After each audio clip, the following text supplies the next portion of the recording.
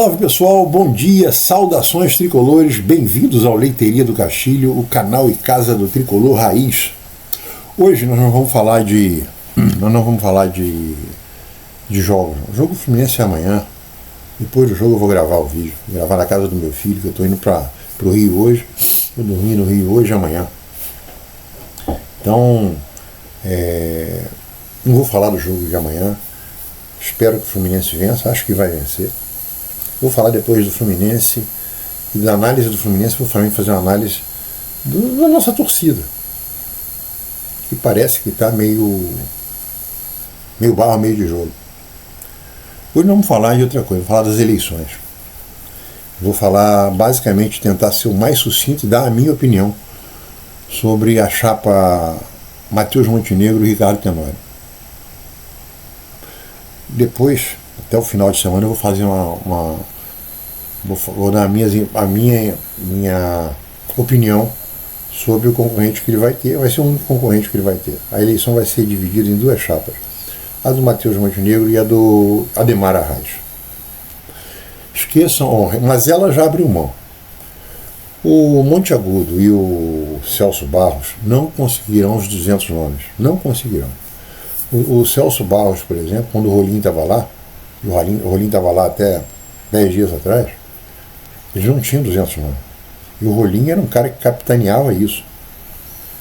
Então eu acho muito difícil que ele consiga. Eu acho que a eleição vai ficar restrita a Mário, no fundo é Mário, né? Mas a Ademar Arraes e Matheus Montenegro. E hoje vamos falar de Matheus Montenegro. A chapa do Mário, porque no fundo é isso, ela tem como premissa manter o que o Mário está fazendo. Ponto. O Mário vai continuar, por mais que apareça aí, não sei onde é que vocês estão com a cabeça, a gente está com a cabeça na realidade. Quem vai continuar mandando é o Mário. Tem aquela vontade do Mário desesperada de ser CEO na SAF que ele quer vender. Não existe nenhuma pessoa dentro do Fluminense mais desesperada para conseguir passar o Fluminense na SAF para o BTG, que é tudo esquisito pra cacete, do que o Mário. Porque ano que vem as contas explodem. E eu acho que o Arraes sabe que se ele ganhar, e eu acho que hoje ele tem uma chance bastante real, ele sabe que ele vai abraçar uma bomba acesa. Vai pegar aquela bomba e o paviozinho está aqui para explodir. Vai ter que matar no peito isso e segurar. Vai ser uma situação muito parecida com a do Abad. Só que falando da chapa, primeiro, a chapa é uma continuação do Mário. A chapa, você não vê em tudo que o Mário fala, porque quem apresenta é o Mário, vocês já repararam? Você não vê nenhuma transparência em nada do que ele fala, nada. Não vê uma transparência. Como a gente não tem transparência nenhuma até agora. Daí, em 7 anos de mandato, 7? É mais ou menos isso. 6 anos de mandato, 6 não, 5 anos e meio de mandato, o Mário, você nunca soube das coisas do Mário, ele nunca abriu. Quando ele não quer abrir, ele não abre, ponto final, acabou. É um camarada autoritário que engana um monte de gente com aquele palavreado dele de advogado. Ele está entrando com ação contra todo mundo. Ele entrou contra o Arraes, só que o Arraes resolveu fazer uma contestação, que o Arraes foi no baú e começou a tirar tudo, né? Porque a principal aqui é o processo do Elias Duba, presidente do Madureira. Vocês se lembram quando o Fluminense contratou ao Nova Iguaçu o Birubiru? Depois o Birubiru foi emprestado, voltou para o Fluminense, o Birubiru foi para a Arábia, um negócio desse. Nessa época, o Fluminense fez um jogo contra o Madureira em Volta Redonda. Foi um jogo, o Madureira estava vencendo, o Fluminense virou. Mas deu uma confusão danada, eu acho que do gol de virada. Aí o Elias Duba entrou em campo, eu não sei se vocês se lembram disso. Aí o Elias Duba abriu Elias Duba abriu a caixa de ferramentas e saiu, deitou falação, foi só falando. Entre elas, foi de maneira clara porque eu ouvi. Ele falou para Rádio Tupi e Rádio Globo, ao vivo. E num tom exaltado de quem está para lá de raivoso. Ele falando que o Mário era um agenciador de jogador. O Mário, eu tenho meu escritório que eu represento. O Elias Duba falou assim, representa nada, você é agente de jogador. O negócio ficou feio pra caramba. O Fluminense ganhou, mas isso aí nunca foi, está entalado até hoje lá no pessoal do Madureira. Eu não vi o gol, mas deve ter sido ilegal. Para acontecer tudo isso foi ilegal. Aí o Ademar Arraes puxou isso. Mas vamos voltar aqui nas coisas de Mário.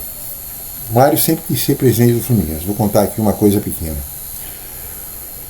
O primeiro projeto que eu apresentei, fomos eu e Ricardo Bittencourt a Petrópolis,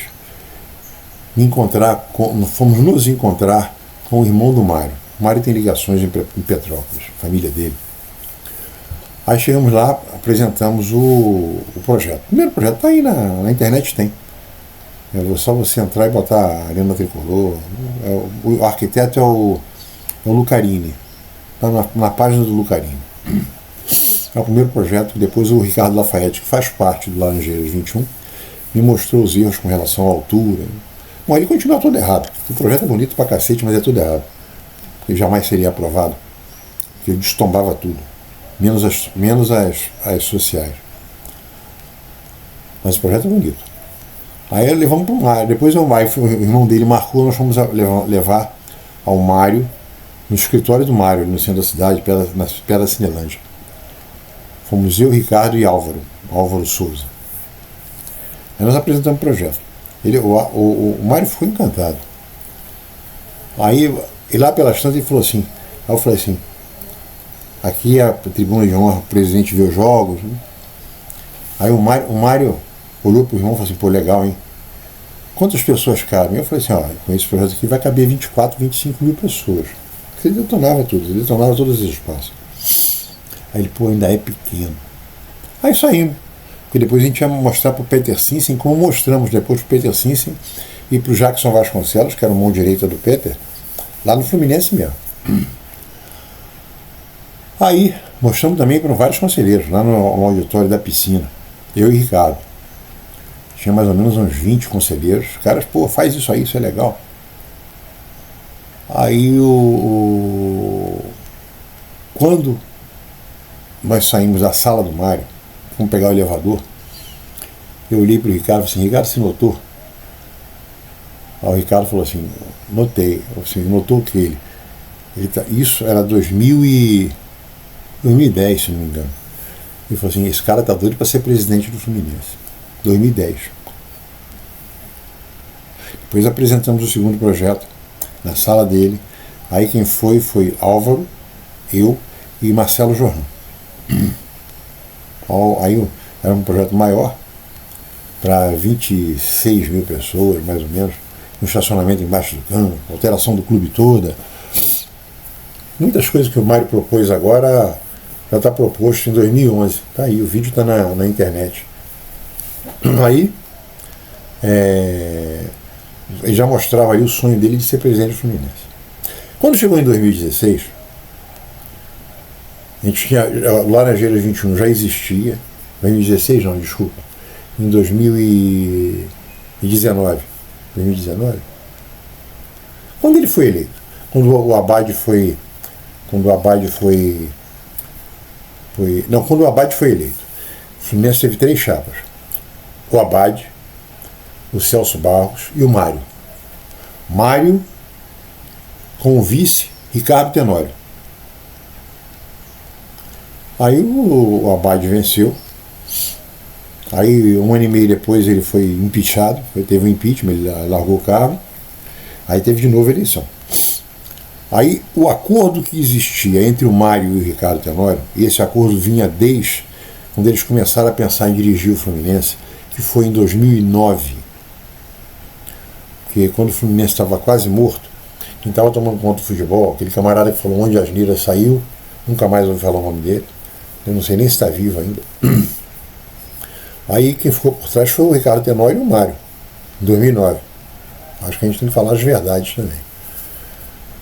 Aí vamos ser campeões, vamos lá, vamos brigar pra gente ser. Tem uma chapa nossa, tudo bem. Aí chegou em 2016, a eleição de 2016, o Mário ia com o Ricardo Tenório. O Ricardo Tenório. Não ganharam, quem ganhou foi o Abad. Quando teve a segunda eleição, que o Abad estava saindo, estava se retirando, né? Estava sendo empichado, uma coisa desse tipo. Aí era para entrar, o Mário fez a chapa de novo, aí o Mário e o Ricardo brigaram. Por quê? Porque eles tinham um acordo feito desde 2009 que o Mário disputaria a primeira eleição. Se ele perdesse, a chapa inverteria. O candidato seria o Ricardo Tenório e o Mário vice. Agora o Mário mostrou as garras, né? Ele tanto mostrou as garras que ele fez reunião conosco. O Sérgio Poggi, que é do Laranjeira 21, era amigaço dele, amigão, era conselheiro. Aí o Mário mostrou as garras logo depois da eleição. Eu já botei aqui também o vídeo que ele vai apresentar lá no Salão Nobre, dizendo que o projeto do Laranjeira 21 é espetacular, quero ver só o Egito, mas é uma coisa que minha filha e eu sempre quisemos, eu quero trazer minha filha para ver jogo no Laranjeira. Tudo balela, tudo balela. Aí foi andando, se reelegeu, e de lá para cá, em 2016, vamos ter voto online. Em 2018, vamos ter voto online se eu ganhar. Chegou em 2021, não teve voto online. Não teve voto online, acabou. Então, não vai, é um cara que não cumpre as promessas. Não cumpre as promessas. Aí, com o Celso ele brigou. O Celso é uma pessoa muito difícil. Muito difícil. Brigaram, como já tinham brigado antes, e agora o Celso brigou com o Rolim. Quer dizer, o Rolim se afastou porque o Celso falou umas coisas que o Rolim não gostou. O Celso é uma pessoa tão difícil, é só a gente lembrar que ele não queria o Fernando Diniz em 2019. Ele fez porque fez, aí entrou o João de Oliveira. Aí o Ganso saiu no cacete. Ele também não gosta do Ganso. Aí ele veio para candidato com o Rolim, achei até estranho o Rolim com ele, mas tudo bem, já é o desespero de não deixar o Mário virar uma metástase, né? O Mário e a cambada dele não virarem uma metástase para o clube, que é o que ele quer fazer, ele quer vender o clube, ele virar CEO.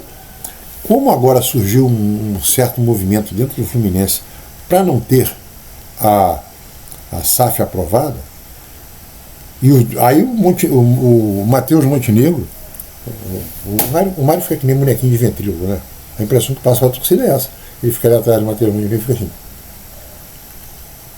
E o Matheus Montenegro falando. Aí o Matheus Montenegro falou que o Mário vai ter uma importante posição no mandato dele. A gente não tem a menor dúvida que se bobear, o Mário tira ele de presidente quando estiver sendo vice dele. Então, mas aí foi mais. Ele vai ser, a princípio, um executivo. Olha só que coisa ridícula. A preparação para se não der a SAF e o cara continuar mamando, mas mamando pesado, escorrendo leite por aqui, pelo nariz. Ele vai ser o diretor, se não tiver a SAF, para ele ser o CEO, que eu falo que vai ser CEO, porque ele não tem gabarito para isso. Ele vai ser um executivo que vai ganhar. Isso aí, palavras do Matheus Montenegro, deve ter umas 2 semanas atrás, no máximo. Uns entre 15 e 20 dias atrás. Que o Mário vai ganhar, vai ser um executivo profissional, ganhando com um salário em torno de 250 a 400 mil reais por mês. Porque esse é o mercado. Ou seja, vamos continuar todos mesmo. A campanha do Mário, não dá para acreditar em tudo que ele propõe. Aí tem aquela reforma do clube. Aquela reforma do clube tem que ter dinheiro.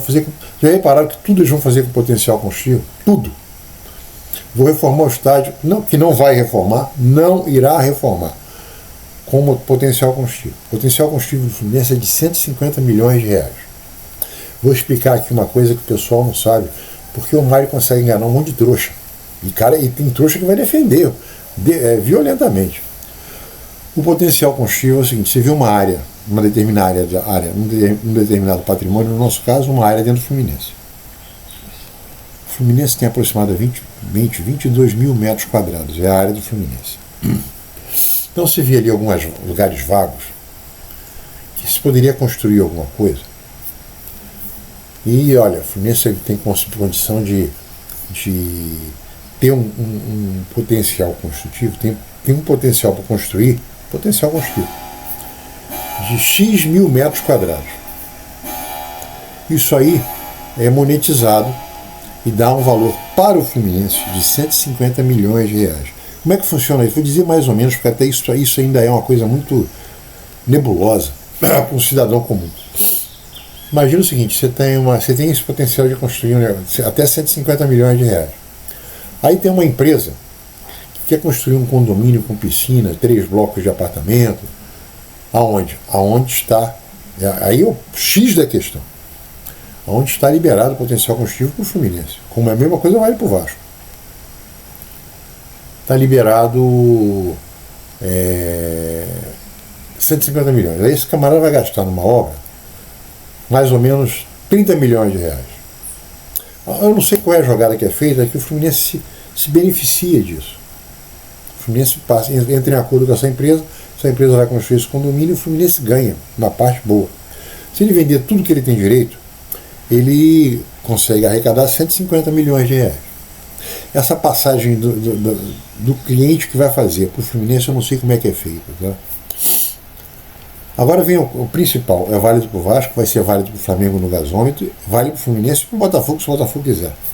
Se bem que o Botafogo, acho que ele tem 0 de potencial construtivo. O Botafogo é em cima de um shopping. O Fluminense não é um clube, o Flamengo é um clube grande, o Vasco também. O Botafogo é um clube que virou um clube em cima de um shopping. O que o Botafogo tem de patrimônio além disso? Só a sede dele que já está toda construída. Então você não tem nada que construir ali. Então, nada a construir ali é o seguinte: quando você tem uma área que você pode mexer, que ele vai somando. Você tem essa área, aí dá tantos mil metros quadrados. O Botafogo não tem nem 100 metros. Aí o Fluminense tem esse direito. Agora, como é que é esse direito? Ele vai vender aonde esse direito? Ali na Barra? Em Copacabana, no Leblon? Nos Recreios Bandeirantes? Não. O potencial construtivo estabelece qual o bairro, qual é a região administrativa que você pode fazer isso. Vou dar um exemplo muito melhor que o Vasco e que o Fluminense. O Autódromo do Rio, que está sendo capitaneado pelo Carlos Caiado, que é o autor, que foi o autor do projeto de destombamento da Laranjeira. Ele era conselheiro do Orcades nessa época. É o atual presidente da Câmara de Vereadores do Rio. Tricolor apaixonado. Foi ele que tentou destombar tudo e não conseguiu. Como vereador. Eu tenho todo o projeto comigo e todos os votos. Já falei isso muitas vezes. O Carlos Caiado é apaixonado por automobilismo também, graças a Deus, eu também sou. Um dos meus esportes prediletos. Aí, ele... mais que futebol. Aí ele conseguiu lá fazer o autódromo lá em Guaratiba, Pedra de Guaratiba, num parque. Então vai ser feito um parque com autódromo dentro, vai ter que melhorar a estação do BRT. É uma área mais ou menos do tamanho do antigo autódromo onde está o Parque Olímpico. Pô, legal, já tem um ano que está aprovado em tudo, aprovado em tudo. Eles não conseguiram fazer nada ainda, não tem nem o desenho da pista. E eles estão batalhando para arranjar potencial construtivo, por quê? Porque aquela região que você cruza o túnel da Gota Funda e você vai até Sepetiba, aquilo ali é a nova Barra da Tijuca. Só não vê isso quem não quer, porque é bobo.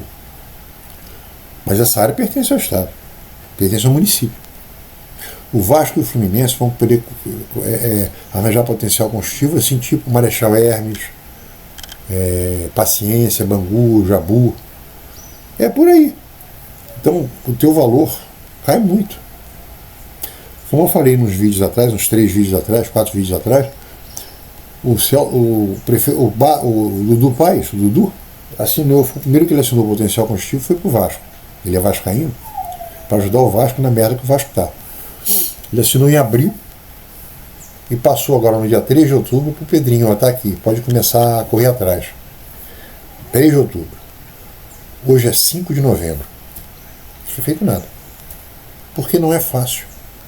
E no Fluminense eles falam tudo, que vamos fazer com potencial. Então tem uma obra para fazer no Fluminense gigante. Se você faz aquela obra gigante no Fluminense, Você não tem mais dinheiro para nada.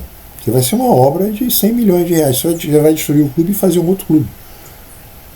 Eu, particularmente, acho perfeito. Se usar o potencial combustível para fazer isso, eu acho perfeitíssimo. Vai fazer? Não. Por quê? Potencial combustível nem existe ainda para o Fluminense. Só existe um projeto de fazer o potencial combustível. O Eduardo Paes não assinou nada ainda. A partir de janeiro do ano que vem, fevereiro, depois do carnaval, porque agora o ano já morreu, acabou o ano. O ano agora só recomeça depois do carnaval. E recomeça como? O Eduardo Paes querendo ser governador do Estado. Quando ele for governador do Estado, ele vai ter muito menos poder para fazer o que ele quer para o Fluminense, para o Flamengo, para o Botafogo. Ele vai ser prefeito, vai entrar o vice dele vai assumir. Agora, o vice dele tem a mesma vontade de ajudar. Ajudar é uma coisa meio fosfórica, né? Meio mentirosa. Ele ajuda ele mesmo de fazer potencial combustível, mas veja bem, depois do carnaval, o carnaval vai ser quando? Fevereiro? Março? Vai botar fevereiro. Aí vem março, começa a funcionar o ano, o Eduardo Paes vai entrar na campanha. Então, até outubro, esquece o Eduardo Paes. Ele vai assinar só o que ele pode fazer para poder mostrar e inaugurar, dizendo: eu sou picão, tá aqui. Então, o potencial do combustível do Fluminense, se sair assinado, sai lá para maio, julho, junho. Aí demora mais 6 meses para chegar no Fluminense. Aí acabou o primeiro ano de mandato. Aí o Fluminense tem que correr atrás de arranjar empresas que vão construir nesse lugar que vai ser determinado para o Fluminense. Já foi dito onde é que era. Eu andei pesquisando aqui para saber se eu achava a reportagem que fala sobre isso. Eu não achei. Não é na Laranjeira, não é na zona sul do Rio, não. É no subúrbio. O lugar é subúrbio. Você vai ter o potencial. O Vasco é a mesma coisa. Eu não sei se é a região administrativa que tem Bangu, mas é naquela região ali. Não é nem zona oeste, é zona norte mesmo ali, em torno da Brasil, da Avenida Brasil, naquela parte. Então, não é assim rápido. E o Mário fala, mostra, mala, ele que fala, não apresenta nada. Então a candidatura do Matheus Montenegro é mais do mesmo, é mais uma coisa nebulosa. E falando com sinceridade, eu acho que um cara que quer ser, vou comparar com o próprio Mário. O Mário, a partir de 2009, o Mário estava aparecendo mais do que o Peter Sinsen. Já pararam para pensar nisso? Ele estava aparecendo mais do que o Peter. Porque ele tinha um objetivo fixo na cabeça de ser o presidente do Fluminense. Só existe uma coisa que pode demover o Mário de ser o CEO do Fluminense. Ele ser presidente da CBF. Porque ali ele vê trilhões nadando, ele imagina ele no cofre da CBF, que é mais ou menos que nem o Tio Patinha no cofre deles. Sabe? O Tio Patinha se mergulhando naqueles monte de moeda, é o Mário. A impressão que dá é essa. É a única coisa que demove o Mário de ser CEO. Repara só, ele quer um cargo que o Matheus Montenegro já falou que vai dar, que é o cargo do dinheiro. Porque o clube de futebol hoje, um clube associativo que disputa futebol profissional, 99% do dinheiro vai para o futebol. Aí eles falam que o futebol dá dinheiro para o social. Dá, não, tira. Tira do esporte olímpico. E na hora de fazer o balanço, dá para eles os prejuízos. Eu mostrei isso. Eu fiz 4 vídeos mostrando quanto é que custava cada federação. E mostrei porque que eu estava mostrando aquilo. Eu sou benemérito da Federação de Vôlei, sou benemérito da Federação de Basquete, onde eu fui vice-presidente. Pessoal de aquáticos, eu tenho total entrada, porque eu fui 3 anos vice-presidente de clube, pô. Então, eu falei assim, então fala, custando isso, na época estava custando. Aí levantei toda a história do Fluminense. O Fluminense não bota um tostão no esporte olímpico. Quem paga tudo do Fluminense é aquela confederação de clubes olímpicos. O nome não é esse, não. Mas eles fazem um campeonato brasileiro por mês, o clube só entra. Eles reformaram o Fluminense inteirinho com dinheiro desse clube, que é uma associação que pega dinheiro de tudo que é lugar e ela fomenta o esporte olímpico. O Fluminense, no primeiro mandato do Mário, primeiro ano de mandato, começou com o Abade. Todas as quadras do Fluminense, todas, as quadras de treinamento, o ginásio, foi tudo trocado. O piso do ginásio é piso de NBA. As tabelas foram trocadas. Na piscina, Os trampolins da plataforma de pulo mudaram. Não sei nem se falaram que ia colocar um elevador para subir. Não sei. Para subir para o último andar da plataforma, não sei se isso foi colocado. Os partidores da piscina olímpica foram todos trocados para ser uma coisa moderna. O Fluminense fizeram uma academia só para esses atletas. O Fluminense não botou R$1. E mais, durante 4 anos, esse pessoal, essa associação, pagou 4 anos seguidos todos os salários do Fluminense, até de 2017, não, de 2018 até 2022. Todos os salários foram pagos do esporte olímpico, todos, menos o vôlei feminino profissional, que era pago pela lei de esporte do município, a lei do ICMS.